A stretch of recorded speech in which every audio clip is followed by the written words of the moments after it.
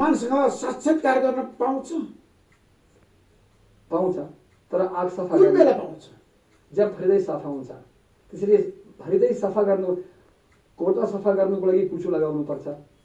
कोटा होइन, हामी मन्दिरमा जान्छौँ होइन, भगवानको पूजा गर्छौँ, तर हो। साक्षात भगवान छ नि, मानव जातिले देख्न पाउँछ। पाइन्छ, तर श्री कृष्ण आज हो। संसारमा हुनुहुन्छ। हुन्छ, भगवान हुनुहुन्छ, तर तपाईँ प्रधानमन्त्रीलाई हेर्नु पाइन्छ? पाइन्छ, तर तपाईँको अधिकार हुनुपर्छ नि। त्यत्तिकै कुट्टाले ढोका खोलिदिने ए म हेर्छु, हुँदैन हुँदैन। तपाईँ रातमा सूर्य हेर्नु सक्नुहुन्छ? सक्दैन।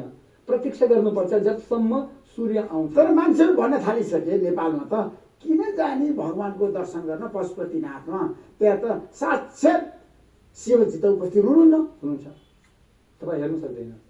मेरो बुवाले युक्रेनमा बस्नुहुन्छ, तपाईँ मेरो बुवालाई हेर्नु सक्नुहुन्छ? सक्दैन।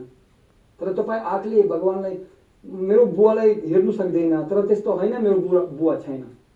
हामीहरू आफ्ना आँखले धेरै कुरा हेर्नु सक्दैनौँ। जस्तो म मोबाइल फोन गर्छु, तपाईँ तरङ्ग हेर्नु सक्दैन। तपाईँ चिसो तातो भयो, तपाईँ चिसो हेर्नु सक्दैन। तपाईँ महसुस गर्न सक्नुहुन्छ, तर हेर्नु सक्दैन। यो संसारमा धेरै कुरा छ जो हामीहरू आँखले हेर्नु सक्दैनौँ। तर त्यस्तो होइन तपाईँलाई भगवानलाई हेर्नु सक्दैन, त्यसो भगवान छैन।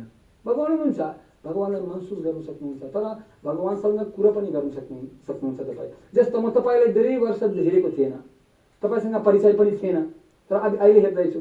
तर 10 वर्ष अगाडि जब मलाई परिचय थिएन तपाईँको, तपाईँ थिएन, अज्ञानको कारणले मलाई तपाईँको बारेमा थाहा थिएन, त्यसरी तपाईँलाई हेरेको थिएन। तर तपाईँको बारेमा ज्ञान भएको छ, परिचय भएको छ, मित्रता भएको छ, त्यसरी हेर्दैछु, कुरो पनि गर्दैछु।